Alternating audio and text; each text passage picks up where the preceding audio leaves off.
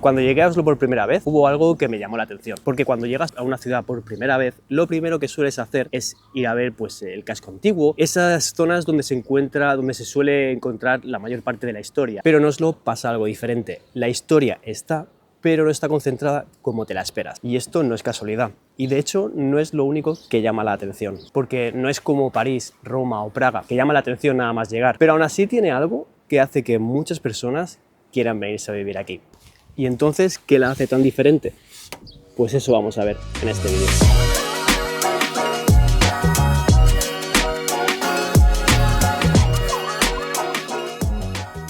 Durante mucho tiempo Oslo no fue una ciudad importante y esto es clave para que puedas entender por qué es como es a día de hoy. Y una de las razones es esta. Oslo se ha quemado varias veces a lo largo de la historia. Durante siglos las casas estaban hechas de madera, las calles eran muy estrechas, los inviernos ya te puedes imaginar que eran muy largos y obviamente las chimeneas estaban encendidas prácticamente todo el día. Que por cierto, si te interesa ver cómo eran las casas antiguamente y cómo vivían los noruegos y las noruegas hace varios siglos atrás, tengo un vídeo que lo subí la semana pasada, que te lo voy a dejar aquí en la descripción para que vayas a verlo. Pero espera, primero mírate este vídeo y luego ves a ver el otro.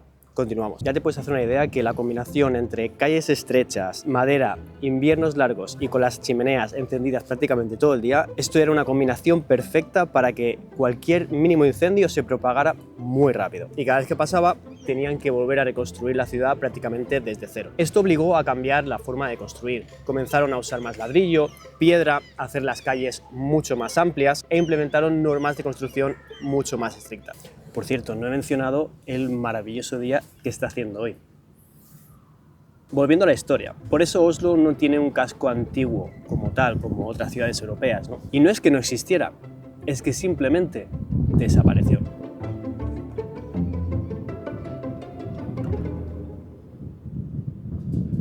Puede que te estés preguntando, bueno, y se reconstruyó tantas veces, ¿por qué Oslo no acabó teniendo un casco antiguo como otras ciudades europeas? Porque ya ha pasado a lo largo de la historia ciudades que fueron destruidas completamente y aún así decidieron reconstruirla manteniendo esa parte histórica, como por ejemplo Varsovia en Polonia, que fue completamente arrasada en la Segunda Guerra Mundial. La volvieron a reconstruir replicando prácticamente como era antes de que la destruyeran, ¿no? Pero en Oslo no ocurrió lo mismo. Y ahora nos vamos a meter un poquito más en la historia. Ya están comenzando a preparar un poco la ciudad para el verano. Todo esto de aquí lo acaban de plantar, porque ya se va acercando.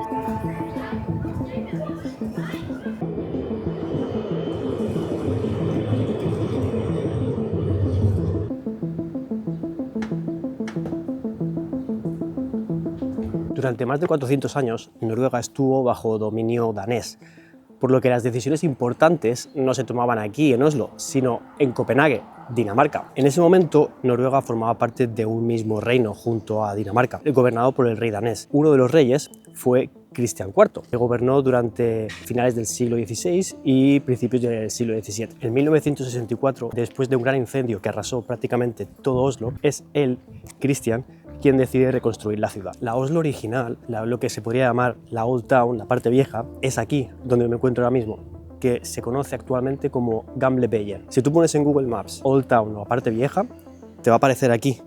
Es esto, pero si te fijas, la mayor parte de los bloques y edificios que hay aquí alrededor y casas son nuevas, exceptuando alguna que te voy a enseñar ahora. Como puedes ver, estos edificios son prácticamente iguales de los que te puedes encontrar en otras partes de Oslo. Estos serían los más antiguos de esta parte, pero luego ya, si nos enfocamos en esos de allí, son relativamente mucho más nuevos. Aquí ya te encuentras más edificios y estos no son tan antiguos. Están estas casas también, que bueno, están como ambientadas como si fueran más antiguas, pero son relativamente nuevas.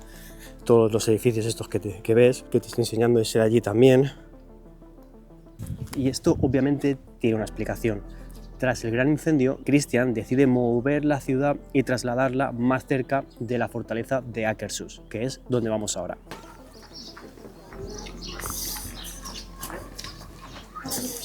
Ya estoy en la fortaleza de Akershus, como puedes ver aquí los cañones, y aquí no lo hicieron simplemente por seguridad, sino también para poder tener un control de todo lo que pasaba en la ciudad, lo que venía desde el mar, y vistas prácticamente 360 grados para poder controlar toda la ciudad desde aquí arriba, Akershus. Todo esto que estás viendo no existía antiguamente. Todo esto era industria, para transporte de pescado, comercio, pero bueno, luego llegaremos a ese punto. Pues en ese proceso de reconstruir la ciudad alrededor de la fortaleza de Akershus, Oslo pasa a llamarse Kristiania por más de 300 años, en honor al rey danés, Cristian, hasta que por fin en 1925 se recupera el nombre original, como una forma de reafirmar la identidad del país.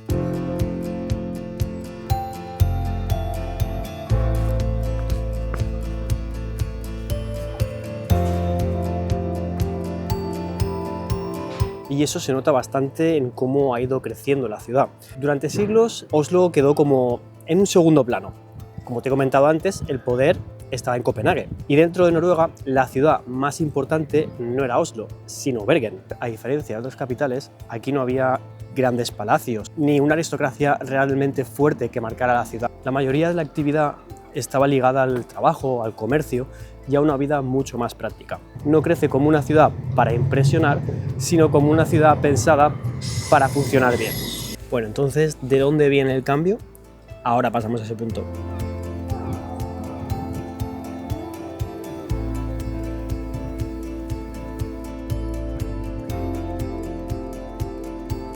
Y la respuesta empieza aquí, en el mar. El fiordo de Oslo fue clave para el crecimiento de la ciudad. Durante siglos todo pasaba por aquí, madera, pescado, transporte, y con la industrialización en el siglo XIX aparecen fábricas, astilleros y almacenes cerca del agua. Y como te he comentado antes, en la fortaleza de Akershus, todo esto de aquí, que ahora estoy en Akerbruke, tanto como Sorenga y Bjørvika, no existía. Todo aquello formaba parte de los astilleros, almacenes y muelles. Era donde prácticamente se enfocaba el comercio de la ciudad. Pero el cambio de verdad comienza unos cuantos años después. En la década de los 60, más bien finales de los 60, Noruega encuentra petróleo en el Mar del Norte. El país pasa a ser modesto, a tener una de las economías más fuertes de toda Europa. Y Oslo, a pesar de que no extrae petróleo, pero pasa a ser el centro de poder donde se comienzan a tomar todas las decisiones. Pero lo interesante no es que llegue dinero, sino qué hacen con él. El gobierno decide invertir a largo plazo, servicios públicos, infraestructura y calidad de vida. Digamos que no se construye una ciudad ostentosa para aparentar, como puede ser un Dubái, cualquiera de estas ciudades que a simple vista se nota que hay mucho dinero, sino una ciudad pensada para vivir bien. Y entonces puede que te preguntes, ¿y hay tanto dinero aquí en Noruega? ¿Por qué Oslo no parece una ciudad más rica? He escuchado que a Oslo la llaman la ciudad de los arquitectos. Y bueno, como puedes ver, los edificios son bastante peculiares. Este de aquí con forma de barco. Puede que sea un rumor, pero sí que es cierto que hay, sobre todo en Sorenga, Bjørvika y aquí en Akerbruke hay edificios bastante peculiares, la verdad.